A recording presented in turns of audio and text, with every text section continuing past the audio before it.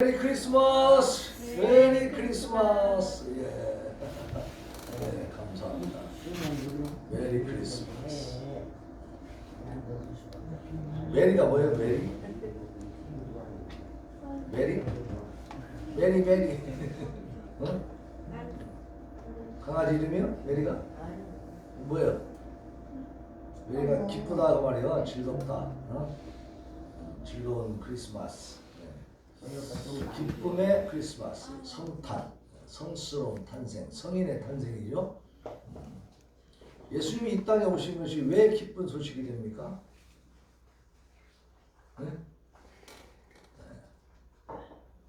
예수님이 오셔야 우리의 구원의 길이 열리죠. 그죠? 예수님이 오시기 전까지 어떻게 예배를 드렸다고요? 양 잡고, 염소 잡고, 소를 잡아서 하나님 앞에 드려야 돼. 왜 그래요? 나의 죄값은 뭐니까? 사망이야, 사형이야, 사형. 내 대신 짐승을 잡아서 죽여야 된단 말이에요. 그 예배가 계속됐어요. 예수님이 오심으로 말미암아서 이제는 어때요? 우리가 그 양과 염소를 잡을 필요 없이 예수님 단번에 십자가에서 제물이 되어 주셨기 때문에 우리의 죄값을 씻어 주셨는데, 전에 양을 잡을 때는 그때 그 죄밖에 감당을 못 하잖아. 그러니까 계속 반복적으로 해야 되죠. 매일 해야 되고, 절기 때 해야 되고, 1년에 3번씩 또 성전에 가서 해야 되고, 계속 이런 게 반복돼야 돼. 그러니까 양의 생명값이라고 하는 것은 크지 않기 때문에. 우리가 양 잡아서 한번 제사 드리고 나면 그 다음부터 죄를 안 져요? 아니다 이 말이야. 하나님 앞에 계속 죄 가운데 우리 빠져 있으니까 반복적으로 끊임없이 제사를 드려요. 근데 그것도 이스라엘이 좀 국한돼 있었어요. 다른 민족들은 잘 알지도 못하는 상황. 다른 민족들은 하나님 앞에 용서를 구할 길이 하나도 없었죠.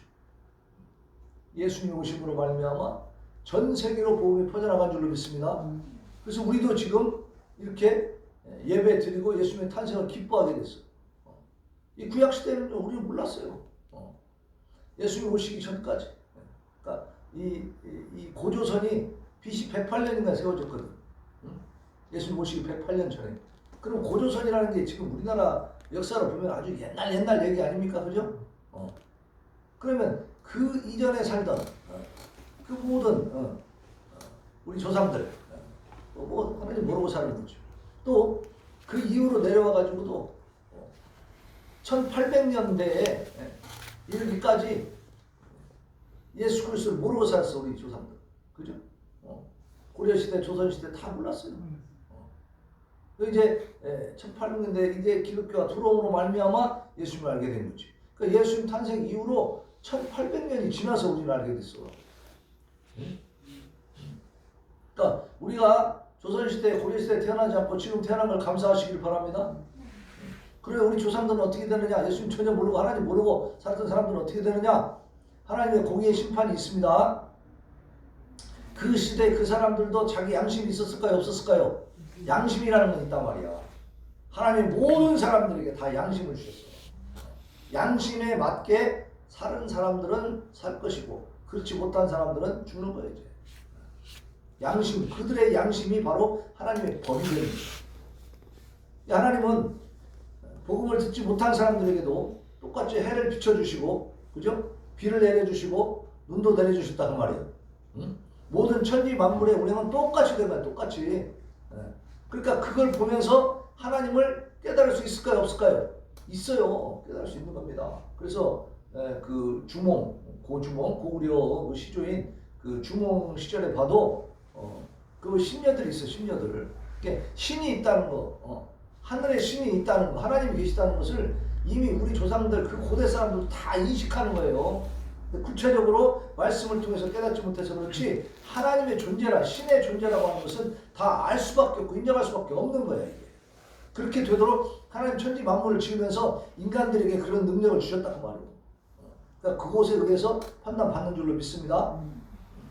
그러니까 우리는 구체적으로 이제 이 성경을 통해서 하나님을 제대로 만날 수 있는 이런 복을 누리고 있는 거야. 그러니까 그때 우리 조상들보다는 훨씬 더 하나님과 더 가까운 삶, 하나님의 말씀에 합당한 삶, 그죠? 하나님이 복이 많이 임하는 그런 삶을 사는 줄로 믿으시기 바랍니다. 그렇기 때문에 우리는 지금 이 시대에 태어난 것을 감사해요. 자, 오늘 이제 이 예수님이 오셨기 때문에 우리가 이제 이렇게 구원의 반열에 서고 하나님의 자녀가 되고, 그래서 우리가 하나님 앞에 예배드리면서 하나님의 은혜 안에 우리가 살게 됐는데, 그 예수 그리스도의 나심, 오심이 어떤 과정에 어떻게 되어 있는가, 그걸 우리가 알아야 될 거 아니에요. 네? 많이 좀 듣긴 했지만은 좀 오늘 정리를 잘 하시길 바랍니다. 이제 25일 날 금요일 날 우리가 성탄 감사 예배를 드립니다. 그날은 똑같이 11시 예배 드릴 거예요. 주일날처럼 생각하고 오시면 됩니다. 똑같은 시간 10시 20분에 차 타시면 되고 11시 예배니까 그렇게 알고 오시면 돼. 금요일 날이에요. 금요일 날. 네. 오늘은 금요일인 예배 안 가요. 그게 아니야. 성탄절이에요. 성탄절 12월 25일. 예, 그때는 그렇게 예배 드리는데, 자, 그 예수님의 그 탄생일을 우리가 정확히 알 수가 없어요. 그 당시에 무슨 기록이 많지 않기 때문에. 그래서 우리가 정했어요. 그냥 12월 25일을 예수님 오신 날로 정한 거야. 정해가지고 이제 기념하는 겁니다. 그래서 25일 날 이제 예수님 오신 성탄절인데, 그 성탄의 의미가 뭐예요? 예수님이 오셨다는 것에 대한, 예수님이 이 땅에 오셔서 우리를 구원하러 지금 이렇게 오셨다는 하나님의 계획 가운데서 이 구원의 역사가 실제로 말하자면 이루어지고, 또 그 예수님은 하나님이신데 하나님이 이 땅에 사람으로 오셨다는 사실. 하나님은 눈에 보여요, 안 보여요? 안 보이죠. 근데 하나님이 눈에 보이게 오셨다는 사실. 이게 놀라운 기적이죠. 그래서 우리가 예수님의 나심에 대해서 감사하고, 또 우리가 그것을 탄생을 기념하고 축하해 드리는데, 오늘 특별히 이 본문을 통해서 예수님이 탄생될 그 과정에 어떤 일들이 있었는지 좀 보겠습니다. 자, 오늘 18절 같이 봉독합시다. 18절 시작. 예수 그리스도의 나심은 이러하니라. 그의 어머니 마리아가 요셉과 약혼하고 동거하기 전에 성령으로 잉태된 것이 나타났더니. 그렇죠? 자, 그의 어머니 마리아가 요셉과 약혼하고, 약혼은 아직 결혼 정식으로 한 건 아니죠. 결혼하기로 약속한 것이 약혼이야. 그리고 동거했어요, 안 했어요? 동거 안 했다고 그랬어요. 동거하기 전에 성령으로 잉태된 것이 나타났다 그랬어요. 그러니까 약혼을 했는데 약혼자와 동거도 안 한 여자가 아기를 가졌어. 그러면 이것은 분명히 잘한 일이에요, 잘못한 일이에요? 분명히 잘못된 거죠. 나하고 약혼한 여자가 나하고 한 번도 동침하지 않았는데 아이를 가졌다? 그러면 이것이 결혼할 일이요, 말 일이요? 그럼 파혼해버려야지. 근데 여기 보니까 성령으로 잉태됐다 그랬어요. 성령으로. 그러면 나는 다른 남자를 만난 게 아니고 성령으로 잉태되었습니다. 누가 믿어줄 수 있을까요? 못 믿지. 그걸 어떻게 믿어? 네? 그런 일이 한 번도 없었으니까. 그죠? 저절로 잉태되는 일은 없으니까. 자, 그래서 그 증거를 우리가 봐야 돼요. 누가복음 보겠습니다. 누가복음. 마태복음 뒤에 마가복음, 그 다음에 누가복음입니다. 누가복음 1장으로 또 갑시다. 누가복음 1장.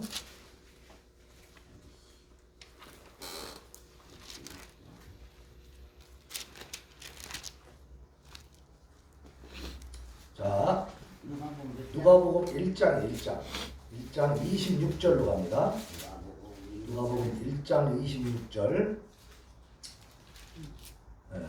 거기서부터 38절까지 또 교독하면서 이 내용을 잘 한번 집중해서 보시기 바랍니다. 자, 26절 제가 봉독합니다.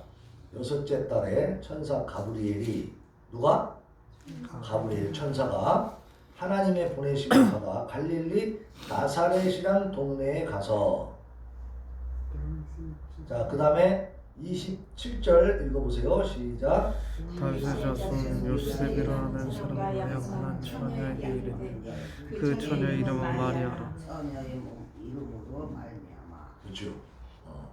다윗의 자손 요셉이라고 하는 사람하고 약혼한 처녀에게 지금 가브리엘 천사가 갔죠. 그 처녀의 이름이 마리아라고 그러죠. 자, 28절 제가 읽습니다. 그에게 들어가 이르되 은혜를 받은 자여 평안할지어다. 주께서 너와 함께 하시도다 하니 그 말을 듣고 놀라 이런 일수가 어찌함인가 생각하네. 천사가 이르되 마리아여 무서워하지 말라. 내가 하나님께 은혜를 입었느니라. 보라 네가 잉태하여 아들을 낳으리. 그 이름을 예수라 하라. 그가 큰 자가 되고 지극히 높으신 이의 아들이라 일컬어질 것이요 주 하나님께서 그 조상 다윗의 왕위를 그에게 주시리니 영원히 야곱의 집을 왕으로 다스리실 것이며 그 나라가 무궁하리라. 마리아가 천사에게 말하되 나는 남자를 알지 못하니 어찌 이 일이 있으리이까. 천사가 대답하여 이르되 성령이 내게 임하시고 지극히 높으신 이의 능력이 너를 덮으시리니 이름으로 나오실 바 거룩한 이는 하나님의 아들이라 일컬어지리라. 보라 내 친족 엘리사벳도 늙어서 아들을 배었느니라. 본래 임신하지 못한다고 알려진 이가 이미 6달이 되었나니 대저 하나님의 모든 말씀은 능하지 능하심이 못하심이 없느니라. 같이 읽습니다. 마리아가 이르되 주의 여종이오니 말씀대로 내게 이루어지이다 하매 천사가 떠나 가니라. 아멘. 그렇죠? 자, 그래서 이 나사렛에 지금 갈릴리 나사렛이라는 동네에 살고 있는, 그러니까 요셉도 이 마리아도 이 나사렛에서 살고 있었어. 같은 동네 갑순이와 갑돌이요. 네? 그래서 이제 약혼을 한 거야. 곧 결혼하려고 준비하고 있는데 천사가 나타나가지고 이 마리아한테 네가 아기를 가질 것이다. 그러니까 마리아가 놀래가지고 아니 나는 남자를 가까이 한 일이 없는데 어떻게 내가 아기를 갖습니까? 이렇게 묻는 거죠. 그러니까 뭐라 그래요? 성령이 내게 임하시고 지극히 높으신 이의 능력이 너를 덮으시리니 이러므로 나실까 거룩한 이는 하나님의 아들이라 일컬어지니라. 그러니까 성령이 너로 하여금 잉태하게 할 것이다. 그렇게 말씀한 거예요. 근데 지금도 마찬가지로 이것은 흉이 되는데 이 고대 시대에 예수님 당시 그 시절에 2000년 전이잖아요. 그러면 특히 유대인들의 이 구약을 신봉하고 있는 구약 시대에 살고 있는 율법 시대에 살고 있는 이 사람들은요, 이 간음죄라고 하는 건 무서운 겁니다. 그냥 끌어다가 바로 그냥 돌로 치거나 불질러 죽여버리는 거예요. 사형이에요, 사형. 그러니까 천사의 말을 들었지만 자기는 알지. 천사로 인해서 내가 성령의 잉태하심을 내가 하나님으로부터 받는다. 그래서 내 몸에 있는 아이가 남자와 내가 가까이 한 일이 없는데도 내가 아이를 가지는 것은 성령께서 하시는 하나님이 하시는 일이구나. 자기는 알지, 그죠? 그런데 이걸 증명할 길이 있어요? 다른 사람들은 또 어떻게 증명하냐고. 그러니까 마리아가 생각할 때는 내가 지금 이 처녀의 몸으로 요셉과 지금 혼인하지도 않은 상태에서 동침하지도 않은 상태에서 아이를 가지면 어떻게 될까? 파혼 당하는 건 말할 것도 없고, 그죠? 자기 목숨이 괴롭다고, 그죠? 그것도 말이야, 돌 맞아주면 얼마나 아프겠어, 생각해봐. 옛날에 여기 유다가 자기 며느리가 간통에 딱 바람 폈다 그러니까 끌어다가 그냥 불질러버리라 그랬거든. 이게 율법이에요, 율법. 죽여버려야 돼. 지금 그런 살벌한 시대에 살고 있는데 아이를 가진다는 거예요. 그게 있을 수 있는 일이 아니지. 이게 자기가 어떻게 돼요? 죽을 수도 있는 일이죠, 그죠? 그것도 비참하게 죽을 수 있죠. 그런데 천사 가브리엘이 말을 해주니까 이 마리아의 마음속에는 현실적으로 불가능하고 아주 위험한 일이지만, 그러나 하나님의 말씀이 믿어지고 거기에 내가 순종해야겠다는 결단이 생긴 거예요. 응? 그래서 주의 여종이 오니 말씀대로 내게 이루어지이다 이랬어요. 그럼 내가 아이를 갖겠습니다.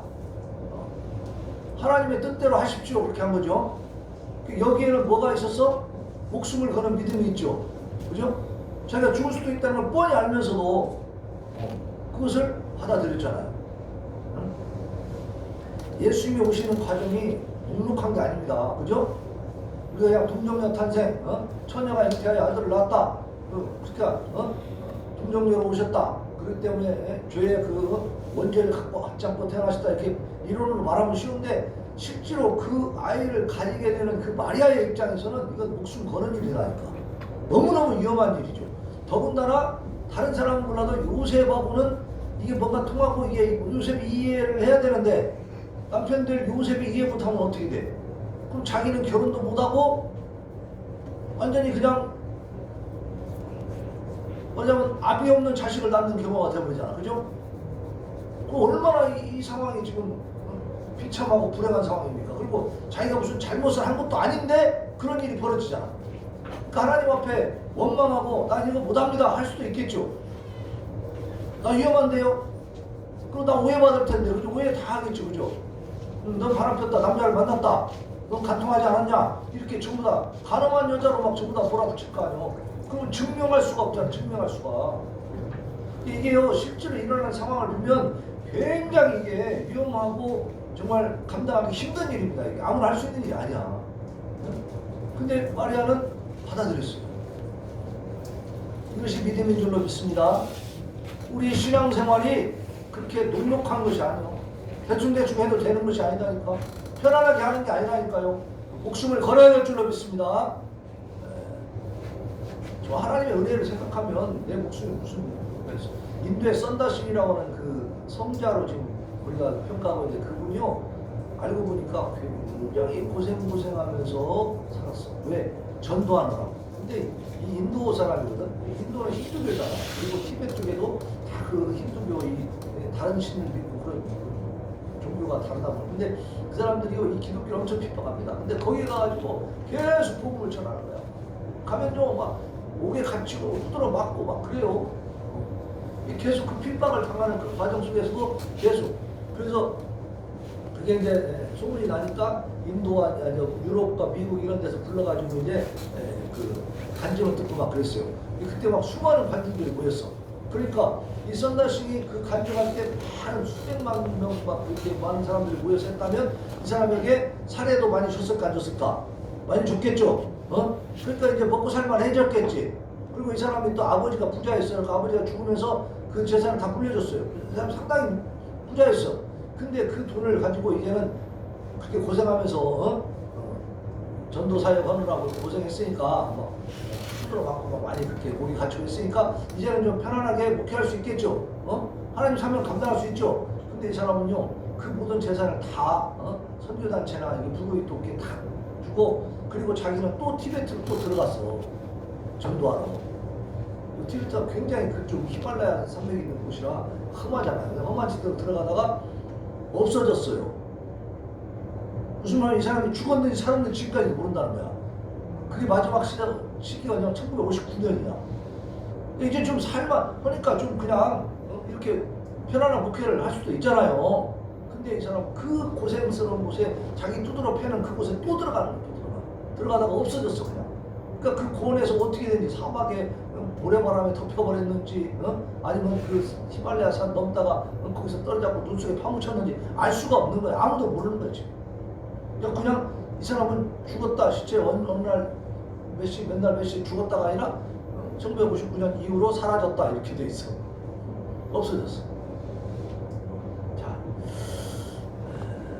나는 그 썬다싱의 일대기를 딱 들으면서 이 사람의 마음속에는 진짜 예수 그리스도가 있었구나. 진짜 순수했구나. 그죠? 물질과 하나님 같이 섬기지 못한다 그랬거든. 근데 물질에 대한 것은 전혀 생각. 이 사람 오직 천국에 대한 영적인 것에만 올인한 거죠. 그죠? 영적인 것에.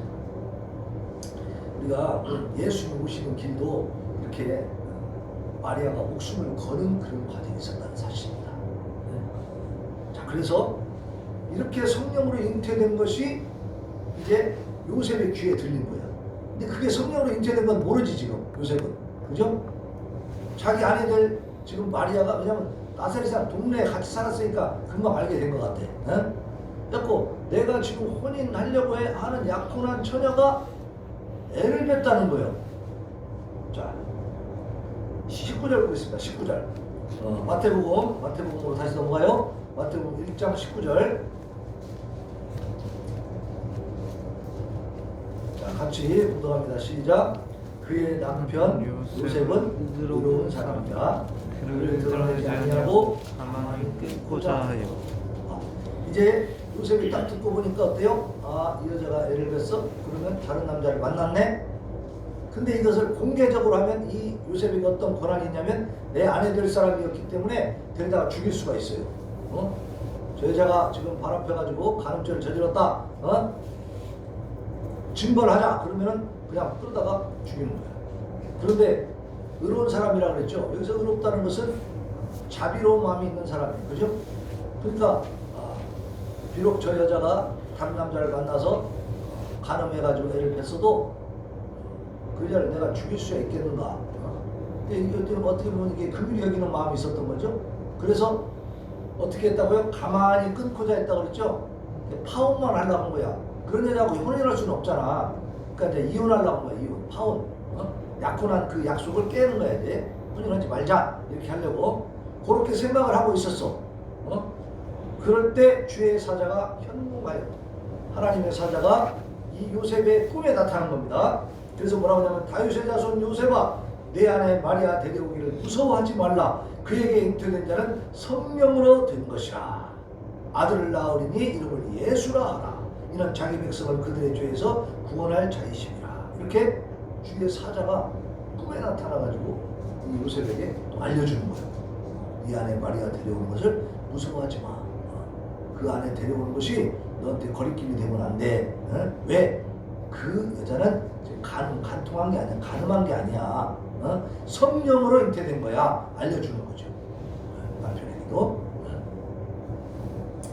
자, 이것은 선지자로 하신 말씀을 이루어야 한다고 그랬죠. 이게 뭐냐면 이사야서에서 지난번에 봤죠. 보라 처녀가 잉태하여 아들을 낳을 것이 그의 이름을 임마누엘이라 하라. 그렇죠? 임마누엘. 그래서 하나님이 우리와 함께 계신다라는 말이고 예수님은 자기 백성을 그들의 죄에서 구원하신다 그런 말입니다. 그래서 같은 의미가 있어요. 그래서 이사야서의 700년 전에 했던 그 예언이 이제 이루어지는 거지. 이루어지는 과정이 간단하지 않다 이 말이에요. 왜? 세상에서 이런 일이 있었어요? 없었어요? 없었던 일이에요. 처음 있는 일이고 그 뒤에 또 있어요? 없어요? 없어요. 예수님 이후로는 또 이런 일이 전혀 없습니다. 누가 어디서 뭐한테 나도 동정녀 탄생했어 하는 놈이 있으면 미친 놈이야. 그건 제정신이 아닌 거예요. 오직 예수 그리스도만이. 근데 이게 쉽게 되는 게 아니잖아. 그러니까 그냥 이게 가짜라면 그냥 쉽게 풀어지겠지만 사실이기 때문에 이런 어려움이 있는 거야. 실제로 그 상황 속에서 처녀가 애를 낳는다는 자체가 이게 너무나 불가능한 일이고 위험한 일이다. 그때 남편인 요셉에게도 주의 사자가 현몽해가지고 알려준 거예요. 성령으로 잉태된 것이다. 그래서 이 요셉이 잠에서 깨가지고 요셉도 믿음이 있던 사람이고 마리아도 믿음이 참 좋은 사람이죠. 그죠? 하나님을 믿는 믿음을 어느 정도 가지고 있냐? 목숨 걸고 가지고 있는 거예요. 그러니까 마리아도 그 말씀에 순종해서 아이를 가졌고 그 다음에 요셉은 그 자기가 동거하지 않았는데도 아이를 가진 그 여자에 대해서 성령으로 잉태됐다는 주의 사자의 현몽함을 믿은 거죠. 그래서 이 아내는 정숙한 여자야.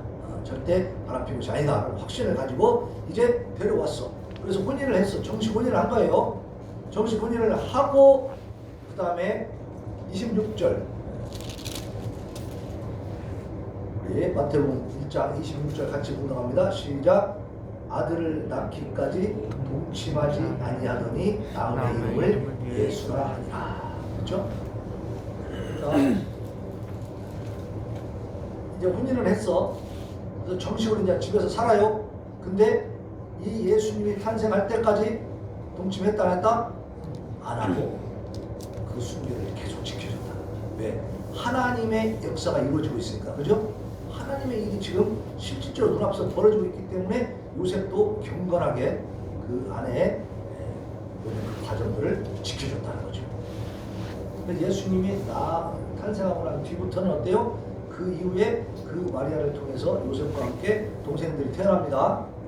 네.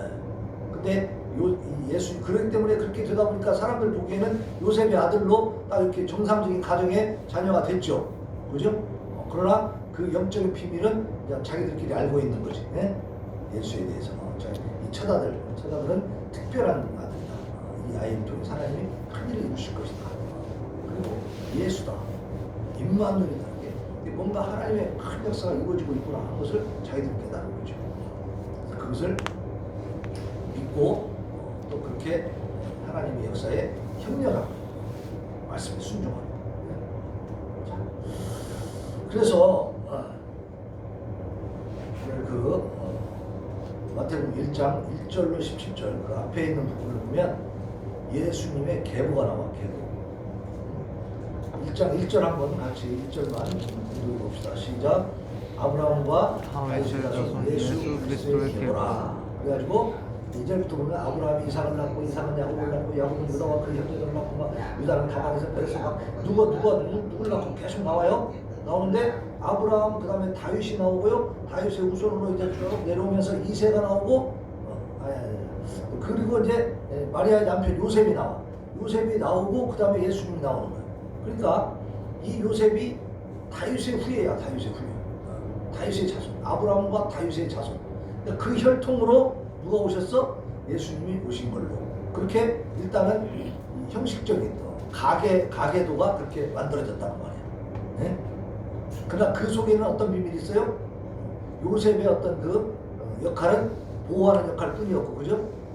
그 안에 정식으로 안에 된 마리아를 통해서 오신 그 예수님은 성령으로 잉태되었다는 사실. 이게 굉장한 그 비밀이죠. 왜냐하면 이러한 혈통적인 가계가 딱 구성되지 않으면 아비 없는 자식이 되잖아. 그죠?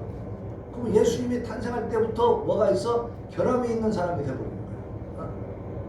그러면 사람들에게 더 인정을 받지 못하고 정당하지 못하고 합법적이지 못하죠. 그러나 요셉과 정식으로 혼인을 했기 때문에 아무런 문제가 없는 거예요.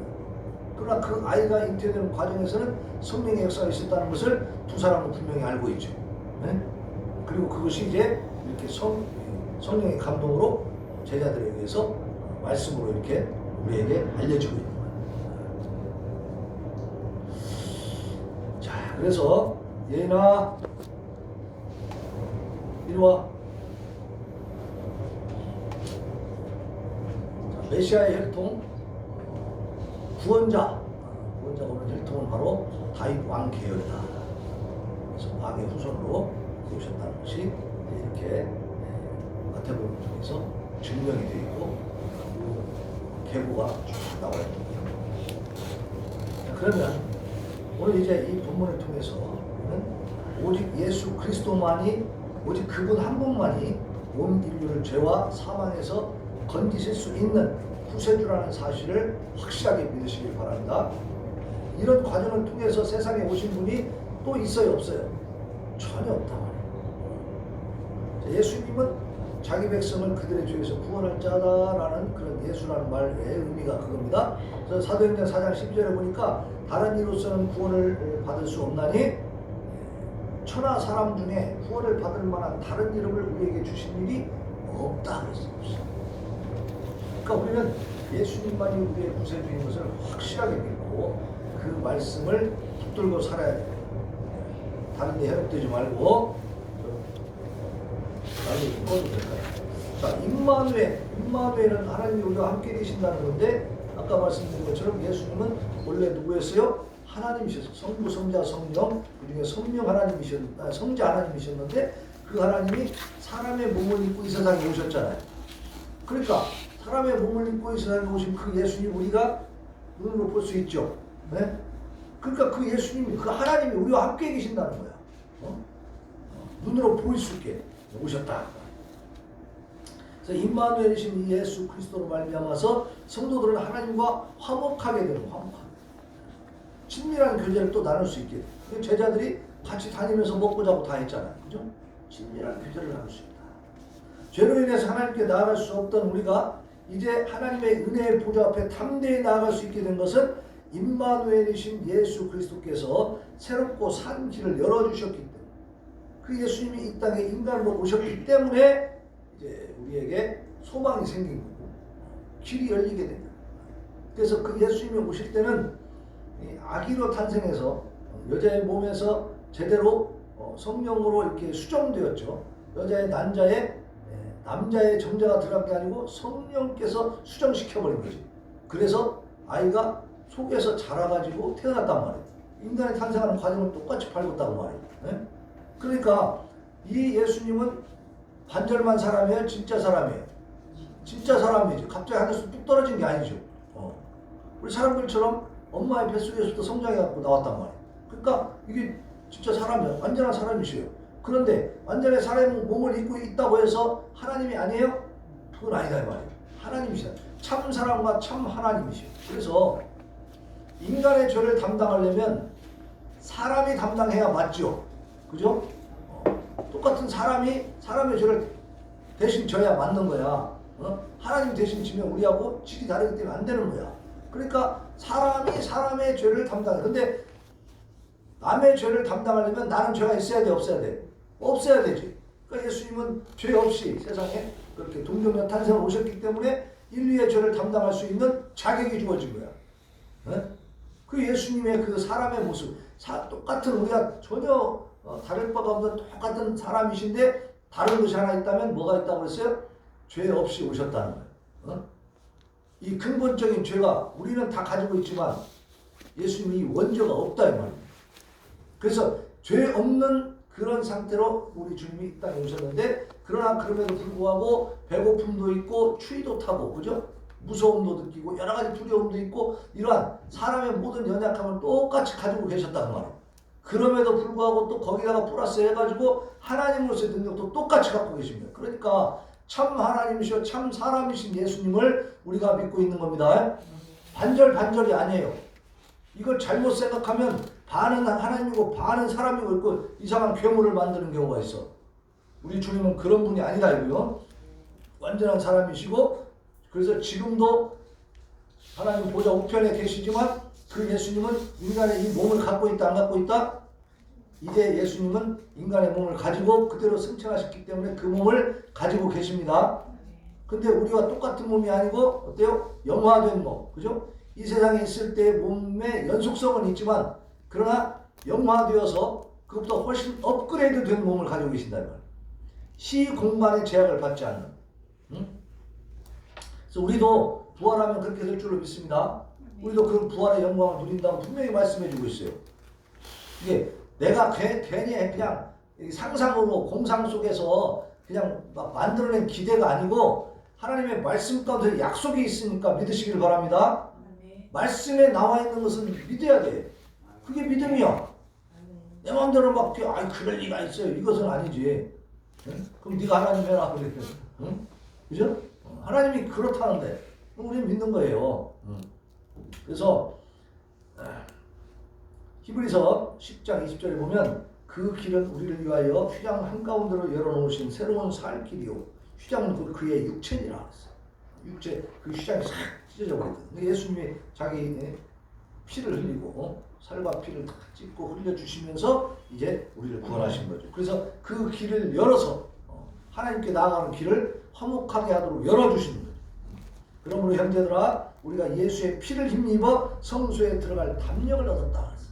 예수 그리스도의 피를 힘입어서 우리가 성소에 하나님 계신 곳에 우리가 나아갈 수 있다. 우리가 예배드리러 왔을 때도 담대하게 나와서 앉아있는 거예요. 하나님 앞에 쉽게 우리가 그렇게 뻔뻔하게 고개 들고 나올 수가 없는 것이거든요. 그런데 예수님의 피의 공로가 있기 때문에 우리가 나올 수 있는 줄로 믿습니다. 항상 그래서 예수 그리스도의 은혜에 감사함 속에 사는 거예요. 성도는 비록 자신에게 현실적으로 불리한 결과를 초래할지 모르는 일이라고 하더라도 하나님 뜻이라면 어떻게 해야 돼요? 온전히 순종을 해야 돼. 요셉도 그렇고 마리아도 그랬죠. 요셉도 만약에 가늠한 여자, 다른 남자를 통해서 애를 가진 그 여자를 아내로 맞았다 그러면 요셉도 그 동네에서 살겠어요? 창피해서 못 살지, 그죠? 많은 그 어려움이 있을 거야. 그런데도 불구하고 이것이 성령으로 하나님의 역사로 된 것임을 알았기 때문에 그 모든 위험을 감수한 거죠, 그죠? 그 뚫고 나가는 거예요. 뚫고 나가는 거야. 기꺼이 그 천사의 지시를 따르고 있잖아요. 그죠? 이건 신실한 믿음이에요. 이게. 그래서 우리가 예수님 오시는 그 과정 속에서도 마리아와 요셉의 이 놀라운 믿음이 있었다는 거예요. 희생이 있었다는 거죠. 근데 우리는 너무나 쉽게 그냥 편안하게 예수님을 믿으려고 하는 그런 경향이 있어요. 예. 아침에 일어나는 것도 힘들어가지고. 아이 왜 이렇게 일요일날 또 됐대. 힘들어 죽겠네. 그렇게 하고 오십니까? 기대하고 와야 돼. 기대하고. 주일은 언제 준비하는 거요? 토요일날 완벽하게 준비하시기 바랍니다. 하나님 일을 먼저 해봐요. 토요일날 먼저 준비하고. 그리고 일주일 내내 하나님 말씀 가운데 살고. 교회 나오는 건 너무나 감사하고 기쁜 일이에요. 제가 다른 공부하고 있다고 그랬죠. 그런데 하나님이 먼저 말씀 준비하고 말이죠. 기도하고 설교 준비하고 이걸 먼저 해야 기쁨이 있고 공부도 의미가 있더라고. 하나님 떠난 세상은요 아무것도 아니야. 아무것도 휴지조각보다 못해. 쓰레기야 쓰레기. 그거는. 응? 야고보서 2장 7절에 보면 이와 같이 행함이 없는 믿음은 그 자체가 죽은 것이라. 영혼 없는 몸이 26절에 영혼 없는 몸이 죽은 것 같이 행함이 없는 믿음은 죽은 것이라. 자, 행함이 없는 믿음이라는 거예요. 그게 뭐예요? 마리아와 요셉이 하나님을 잘 믿는다고 하면서도 만약에 이 천사의 이 지시를 따르지 않았다면 살아있는 믿음이면 죽어있는 믿음이면 죽어있는 믿음이요. 자기 이익을 위해서 그냥 믿는 척 한 것밖에 안 되는 거지. 그죠? 근데 자기가 죽을 줄 알면서도 순종해버렸잖아요. 맛있대. 그죠? 거기에 우리의 믿음의 교훈이 있어. 신앙생활은 우리가 죽게 생겼어도 나한테 손해가 와도 내가 엄청나게 불리해도 끝까지 거룩한 길로 가는 것이구나. 아멘? 가시기 바랍니다. 그러면 거기에 대한 썬다식은 사라졌잖아. 얼마나 끔찍한 일이에요. 장례는커녕 무슨 시체도 있는가 몰라. 사람들이 죽었는지 지금까지 몰라. 1959년 지금 몇 년 지났어요 벌써. 몇 년 지났어요? 60년 지났죠? 지금까지도 모르는 걸 어디 있는지. 그러나 그의 영혼은 어떨까요? 영혼은 하나님 나라에서 정말 기쁘게 살 줄 믿습니다. 살아있다면 죽었지. 나이가 벌써 60년 전에 없어져서 그때만 해도 나이가 한 5, 60세 됐을 때니까 벌써 세월이 다 지났죠. 그러니까 우리는 하나님의 일을 위해서는 그냥 두려울 것이 없어야 돼. 그러니까 제가 이 교회 일을 하는 데 있어서는요, 다른 데서는 저는 굉장히 아끼고 못하게 하고 우리 식구들도 막 그러고 하지 마라 막 웬만하면 그냥 옷도 그냥 입어라 막 그러고 맨날 그러는데 우리 교회 일을 하는 데 있어서는 저는 과감합니다. 아니 교회 헌금이 왜 모아지는 거야? 하나님 일 하려고 모아지는 거 아니에요? 해야지. 우리 차량도 저게 한 달에 할부가 60만 원 돈 들어가요. 저 차가 그냥 굴러다니는 게 아니에요. 새 차잖아. 몇 년이지? 6년인가? 6년 동안 저 한 달에 60만 원씩 내야 돼. 그런 걸 어떻게 저지르냐고. 못하지. 그죠?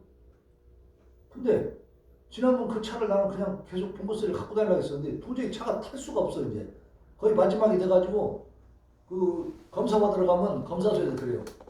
목사님 이제 그만 타요. 이거 언제 버릴 거요? 맨날 그래요. 굉장히 이 차가 한번 고장나기 시작하면 여기저기 계속 고장나잖아요. 그죠? 끝이 없는 거예요. 이제 정비소에 갖고 가도 이제 이걸 고쳐서 쓰려면 돈이 엄청나게 들어간다. 그 돈으로 사세요를 들어가요. 그때까지 갔어요. 거의 수명이 다 한 다음에 제가 차를 바꾼 거예요. 근데 바꾸긴 바꿔야겠는데 또 중고차를 살라니까 마음에 꺼려지는 거예요. 중고차 사면 또 맨날 고치러 다녀거든요. 그래서 이제 과감하게 하나님 앞에 기도하고 우리 생존교회 성도들 좀 새 차 좀 태웁시다. 그래서 그냥 딱 저질러 버린 거예요. 캐피탈 해가지고 6년? 5년이네요. 60개월인가? 60개월인가? 해가지고 할부로 그냥 때렸죠. 근데 지금까지 우리 성도들이 힘에 넘치도록 헌금하고 또 우리 사모님이 벌고 막 목사님이 또 나름대로 또 활동하고 해가지고 좌우간 지금 유지해 나가고 있는 거예요. 잘. 1년 넘도록 뭐 할부 한번 밀리지 않았어요. 잘 들어가고 있어요. 그러니까 하나님 일을 하는 데서 과감하게 하면 하나님 어떻게 하실까요? 모른 체 하실까요? 도와주신다고. 내가 하나님 일을 하는 데 있어서 헌신하게 되면 내 일을 또 하나님이 도와줄 줄로 믿습니다. 내가 해야 될 일, 내가 원하는 일, 내가 가진 소원들 있잖아. 그 문제들도 다 해결되죠.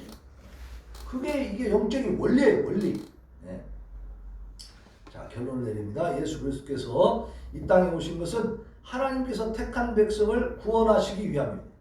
그 구원 계획은 창세기에서 시작돼가지고 구약의 선지자들을 통해서 예언이 됐고 때가 되어서 2020년 전에, 그죠?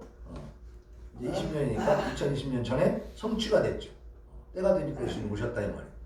오직 유일하신 구세주 예수 그리스도가 우리의 구원자이심을 깨달으시길 바랍니다.